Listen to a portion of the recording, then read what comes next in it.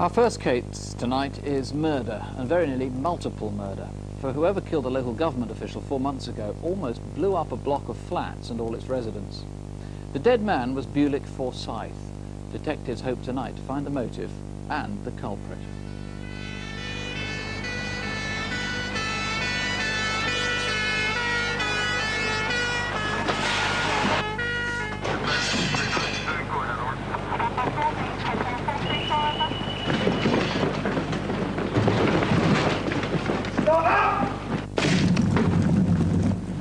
Is anyone in there? Well, I don't know. Mr. Forsythe lives there. If he's in or not, I don't know. Oh, there's someone in there. Get a move on. Get in here, Joe!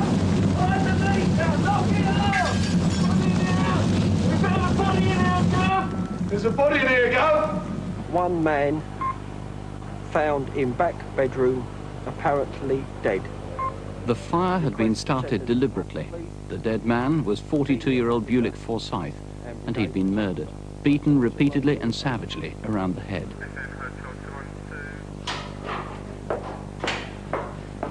Morning. Morning. Oh, Edna. I've just walked through the car park. It's a complete mess. There's cars blocking in social work. Bulic worked for Lambeth Social Services at our headquarters in Clapham for over 4 years. Although he was considered by some people to be rather overzealous, in fact his bark was much worse than his bite. This morning, I came through the yard. There were cars wrongly parked, blocking other people in.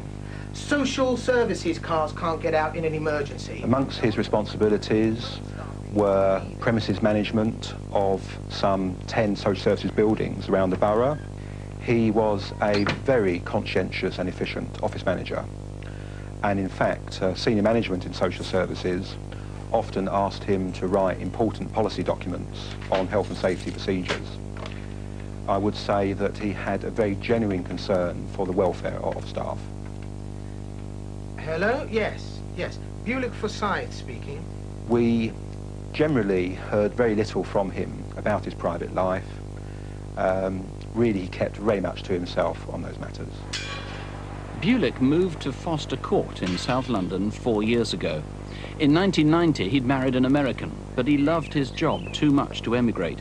So his wife, now pregnant, was planning to join him in Britain. Oh, I'm fine, thank you, Mrs. Harris. Their baby was due in May. I'm so overjoyed at the moment to think that at 42, I'll be having my first child with you. He was very excited and said, Dee, I can't believe this. At my age, I'm going to be a father. He said, somebody up there must love me. I said, please, don't you tell anyone until I'm sure. But I guess I should have told him to tell the world, because as soon as I hung up, he called my mom, he called his friends, and I heard he went to the pub, and he told everyone. Bulic was easygoing, loved to party, loved his music, and loved to play pool. And I guess on his job, most people never saw that side of him. In fact, while Dawn was in America, Bulic, or John as some friends knew him, may have been quite lonely. Few colleagues at work were close to him, but he had several friends from Clapham, some from the gay scene, and several visited his flat. Please call if you knew him. For some months before his death, Bulic had often been seen with 2 men at an off-licence just across the road from his flat. One man always stood near the doorway, while the other seemed equally keen not to be recorded by the shop's security camera. The owner remembers this man as scruffy in blue, tight-fitting jeans and a casual jacket. He was about 25 years old, 6 feet tall, with blue eyes and unkempt fair hair. Are you up already, Bulic? It's only 4:45. Yes, I've just finished working on this report now, and I've been at it for 6 weeks, but it's all done. Really pleased. So I'm going to get an early night. Bulic was last seen alive leaving the council offices around 5 p.m. on Wednesday, February the 24th. Every morning I hear the alarm of Mr. Forsythe go off, because my bedroom is above his bedroom. But this morning I didn't hear the alarm. And then when I went out at 9 o'clock, I saw his curtains open. And that was unusual, because mostly his curtains are drawn at that time in the morning.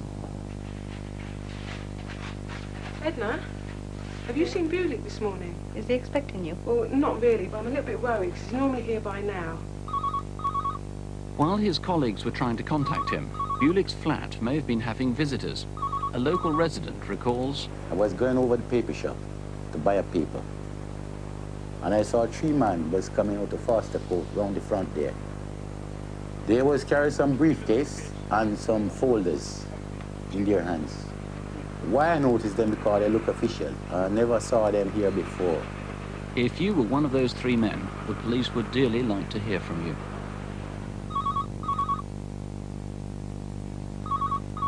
4 hours later, just before 2 o'clock, the same resident who'd seen visitors at the front noticed something unusual at the back of Bulic's flats. I saw a white car parked there in the corner with 2 men sitting in it, and they was gazing at me. They're well dressed, and one of them have black hair, the other one have a brownish hair. I live here for 18 years and I never see a car parked there before. Mike, I'm getting concerned about Bulic. I'm going to go around to the flat later, see if he's okay. When she got there at 5 p.m, Bulic's curtains had been closed. Someone had obviously been in the flat that day. Bulic! Bulic! Are you in there? Open the door, Bulic! Bulic was probably inside, but almost certainly now dead.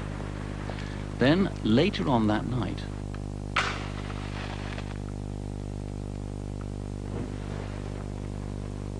a resident in Foster Court was disturbed by a commotion.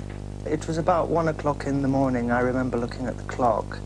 I heard running at the back of the flats, quite heavy footsteps. The gas failed to explode, and Bulic's neighbour woke up an hour later. Oh my God, there's a fire. Fire brigade. Fire brigade. Please call. I would like to know why he was murdered. And for my sake, my baby's sake, and his family, we all want to know why. If you know anything that could suggest a motive for Bulic's Forsythe's death, do please ring. And would this man, a friend perhaps called Steve, who's maybe a bicycle courier, call as well?